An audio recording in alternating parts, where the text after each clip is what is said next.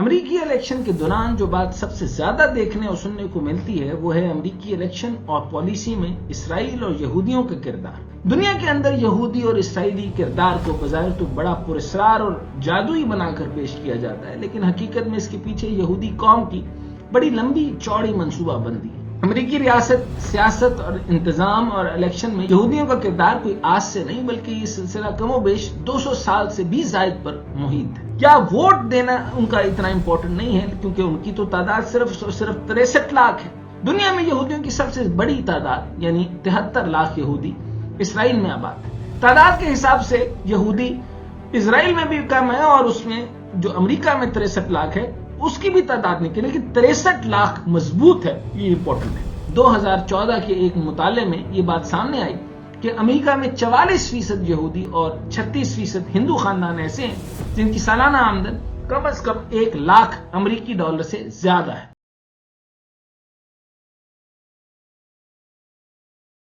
السلام علیکم، میں ہوں ڈاکٹر حسین جاوید اور آپ دیکھ رہے ہیں دی وائٹ مینیفیسٹو۔ امریکی الیکشن کے دوران جو بات سب سے زیادہ دیکھنے اور سننے کو ملتی ہے وہ ہے امریکی الیکشن اور پالیسی میں اسرائیل اور یہودیوں کا کردار، جو کہ بہت بڑی حقیقت بھی ہے۔ لیکن آخر وہ کون سے عوامل ہیں جو یہودیوں کو امریکی داخلی اور خارجی معاملات کے اندر اتنا طاقتور بناتے ہیں؟ یہ سوال آج تک کسی نے کھرچ کے نہیں دیکھا، اس کو پھرولا نہیں ہے، اس کو سمجھنے کی کوشش نہیں کیا، اس کے پریگمیٹک گراؤنڈز تک جانے کی کوشش نہیں کی، اس کو ڈگ آؤٹ نہیں کیا۔ اور اس کو اگر ہم کبھی کہتے ہیں کہ ڈیپ پاکٹس کیا ہوتی ہیں اور ڈیپ اسٹیٹ کیا ہوتی ہے، اس کو ہم جو ہے وہ سطحی تناظر میں دیکھتے ہیں، اس کی گہرائی میں نہیں جاتے۔ دنیا کے اندر یہودی اور اسرائیلی کردار کو بظاہر تو بڑا پراسرار اور جادوئی بنا کر پیش کیا جاتا ہے، لیکن حقیقت میں اس کے پیچھے یہودی قوم کی بڑی لمبی چوڑی منصوبہ بندی ہے اور یکسوئی ہے۔ اور یکسوئی جو ہے کہ بڑی محنت کے ساتھ وہ یہاں پر پہنچے۔ امریکی ریاست، سیاست اور انتظام اور الیکشن میں یہودیوں کا کردار کوئی آج سے نہیں بلکہ یہ سلسلہ کم و بیش 200 سال سے بھی زائد پر محیط ہے۔ یہ سوال آج سب سے زیادہ اہمیت کا حامل ہے کہ امریکی یہودی ڈونلڈ ٹرمپ اور کیملا ہیرس میں سے کسے ووٹ دیں گے، یعنی امریکہ کے یہودی جو ہیں وہ ڈونلڈ ٹرمپ اور کیملا ہیرس میں سے کس کو ووٹ دیں گے اور کیوں دیں گے؟ کیا ووٹ دینا ان کا اتنا امپورٹنٹ نہیں ہے کیونکہ ان کی تو تعداد صرف 63 لاکھ ہے، اور 63 لاکھ جو ہے وہ ڈومیننس تو نہیں لے سکتے۔ لیکن آپ یہ دیکھیں کہ الیکٹورل کالج کے اندر وہ کیا ایسی طلسماتی یعنی فائنینشل سوئنگز کریں گے جس کی وجہ سے یہ ساری کی ساری جو ہے وہ مقبولیت دھری کی دھری رہ جائے گی۔ حالانکہ اس ٹائم پر کرسچن جو سوسائٹی ہے اس کی ڈومیننس کا بہت موڈ ہے اور وہ تعداد میں بھی زیادہ ہے، لیکن کیا وجہ ہے جو یہودیوں کو وہ مات نہیں دے پا رہے؟ دنیا میں یہودیوں کی سب سے بڑی تعداد یعنی 73 لاکھ یہودی اسرائیل میں آباد ہے۔ اسرائیل میں مقیم یہودیوں کی تعداد میں گزشتہ 1 سال کے دوران 1 لاکھ کا اضافہ ہوا ہے۔ تعداد میٹر نہیں کر رہی، میں پھر بتا دوں، تعداد کے حساب سے یہودی اسرائیل میں بھی کم ہے اور اس میں جو امریکہ میں 63 لاکھ ہے اس کی بھی تعداد نہیں کی، لیکن 63 لاکھ مضبوط ہے، یہ امپورٹنٹ ہے۔ اسرائیل کے بعد یہودیوں کی سب سے بڑی تعداد امریکہ میں آباد ہے۔ امریکہ میں رہنے والے یہودیوں کی تعداد اسرائیل کے مقابلے میں 10 لاکھ کم یعنی 63 لاکھ ہے۔ معروف کمپنی پیور ریسرچ کے مطابق کالج کی ڈگری حاصل کرنے والے مذہبی برادری میں سب سے آگے ہندو ہیں، جن میں 70% لوگ کالج کرتے ہیں۔ ان کے بعد یونیٹیرین یونیورسلسٹ آتے ہیں جن کا فیصد یعنی 67% ہے۔ اس نظریے کے حامی لبرل ہوتے ہیں اور سچائی کے لیے آزاد اور ذمہ دارانہ تلاش و جستجو میں یقین رکھتے ہیں۔ ان دونوں مذہبی برادریوں کے بعد یہودی آتے ہیں جن میں کالج کی ڈگری کے حصول کا 59% یعنی 2014 کے ایک مطالعے میں یہ بات سامنے آئی کہ امریکہ میں 44% یہودی اور 36% ہندو خاندان ایسے ہیں جن کی سالانہ آمدن کم از کم 1 لاکھ امریکی ڈالر سے زیادہ ہے۔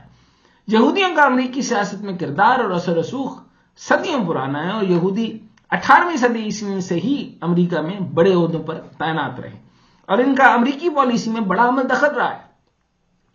امریکہ کے اعلان آزادی سے 1 سال پہلے ریاست جنوبی کیرولینا میں کے قانون ساز اسمبلی کے لیے فرانسس سلوڈور نامی پہلا یہودی منتخب ہوا اور اگلے برس فرانسس سلوڈور امریکہ کی جنگ آزادی میں لڑتے ہوئے کام آ گیا۔ کسی بھی امریکی شہر یعنی پورٹ لینڈ ریاست ایرگون کا پہلا یہودی میئر بننے کا اعزاز 1869 میں برنارڈ گولڈ سمتھ کو حاصل ہوا۔ واشنگٹن بارٹلیٹ پہلا یہودی سیاستدان تھا جو 1887 میں کسی بھی امریکی ریاست کیلیفورنیا کا، یعنی جو ریاست کا نام بتا دیا، پہلا گورنر منتخب ہوا۔ امریکہ کی صدارتی کابینہ میں پہلی بار کسی یہودی سیاستدان کو وزارتی قلمدان یعنی تجارت اور لیبر ملا، یعنی 1906 میں، اور یہ ملا ان کو تجارت اور لیبر میں۔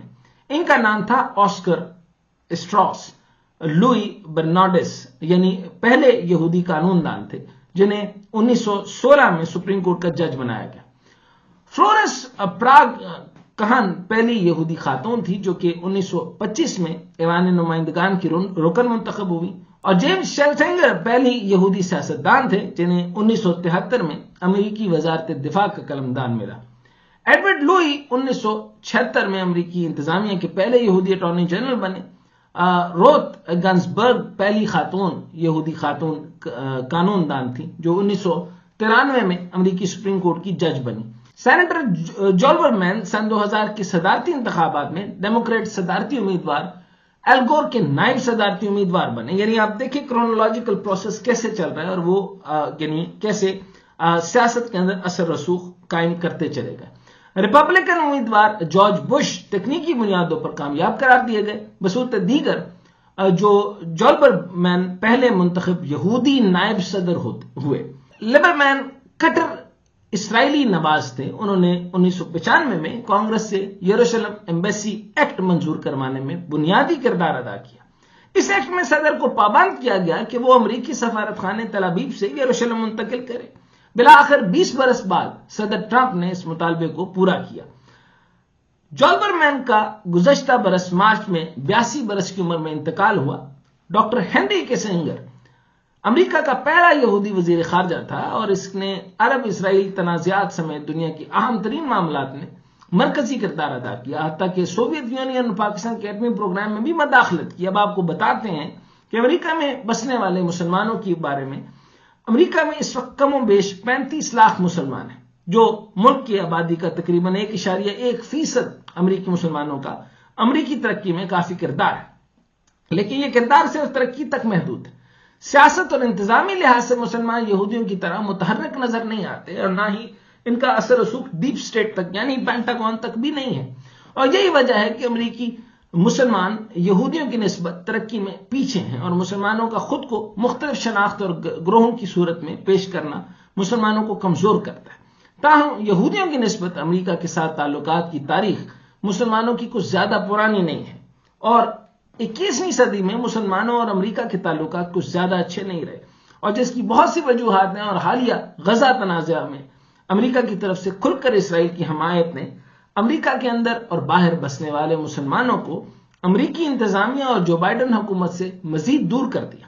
ایسے وقت میں جب مسلمان غزہ تنازع کا کوئی بھی حل نکالنے میں ناکام نظر آتے ہیں، یہودی پوری طرح امریکی الیکشن میں متحرک نظر آتے ہیں، کیونکہ اسرائیل کو سب سے زیادہ امداد امریکہ کی طرف سے ہی ملتی ہے۔ لہٰذا امریکی الیکشن دنیا میں بسنے والے ہر یہودی کے لیے ایک حساس مسئلہ بھی ہے، اور بقا کا معاملہ بھی ہے، اور کیونکہ اسرائیل کے بعد یہودیوں کا دوسرا وطن امریکہ ہے، اور یہیں سے وہ پوری دنیا کا نظام چلاتے ہیں، اور فائنینشیل نظام کا پورا دار و مدار، یعنی یوں سمجھ لیں کہ ان کے پاس وہ چیز ہے، یعنی وہ ایک کیل ہے جو مدار کے اندر ہے، اور پورا امریکہ اس کے مدار میں گھومتا چلا جا رہا ہے، اور جو بھی اس کے پارٹ کے درمیان میں آئے گا پستا چلا جائے گا۔ چنانچہ یہ ایک فائنینشیل سٹرکچر ہے جو کہ دو پارٹن کے بیچ میں اگر قلعے کے ساتھ لگ کے رہا تو بچے گا، نہیں تو درمیان میں دو پارٹن کے بیچ میں آیا تو پس جائے گا۔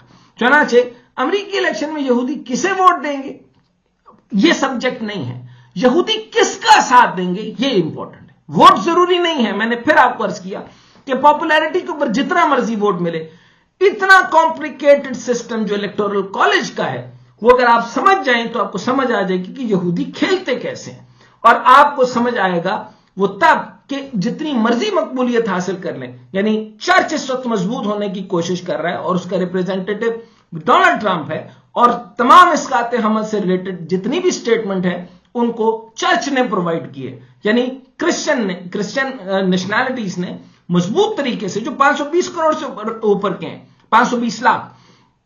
اب پوری تعداد کے ساتھ جو ہے وہ ٹرمپ کے ساتھ جو مرضی کر لیں. اب دیکھنا یہ ہے کہ ان کی تعداد تو زیادہ نہیں ہے، جن کا ووٹ بینک نہیں ہے، لیکن آپ دیکھ لیں اثر رسوخ کے حساب سے یہودی چرچ کو پیچھے کیسے چھوڑ ہے. کملا ہیرس یا پھر ڈونلڈ ٹرمپ؟ تو اس کا پہلا جواب یہ ہے کہ امریکی پالیسی کے اندر یہودیوں کا عمل دخل جتنا زیادہ ہے، ہیرس یا ٹرمپ کے آنے سے کوئی فرق نہیں پڑے گا.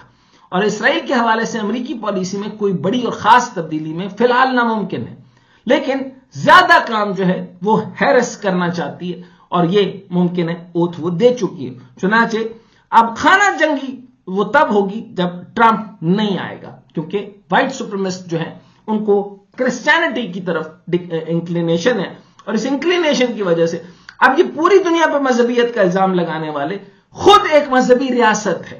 امریکہ بنیادی طور پہ ایک جمہوری ریاست بھی نہیں رہے گا اور ایک باقاعدہ کھل کے ایک مذہبی ریاست اب آپ کو سمجھ میں آئے گا، جو کہ میں بہت عرصے سے کہتا تھا کہ امریکہ بنیادی طور پہ ایک مذہبی ریاست ہے. ہم نے ماضی میں بھی دیکھا ہے کہ حکومت ڈیموکریٹس کی ہو یا ریپبلکن کی، دونوں ہی اسرائیلی دفاع کے ضامن رہے. اگر مسلمان مشرقی وسطی کے حوالے سے کسی بڑی تبدیلی کے خواہاں ہیں تو اس کے لیے انہیں دنیا کی تعلیمی، سیاسی اور معاشی میدان میں بھی بہت محنت اور اپنے قدم جمانے کی ضرورت ہے. لیکن اس میں جو بھی معاملہ بنے گا وہ آپ سمجھتے ہیں کہ ڈونلڈ ٹرمپ مسلمانوں کے لیے بہتر ہے یا ہیرس؟ دونوں باتیں غلط ہیں. ہاں، ہیرس جو ہے وہ جتنی امیگرینٹس کو آسانی دے گی اتنی ہی مسلمانوں کو بھی آزادی مل جائے گی، کیونکہ ان کا سبجیکٹ جو ہے وہ کرسچینٹی کو ڈومیننس میں لانا نہیں ہے.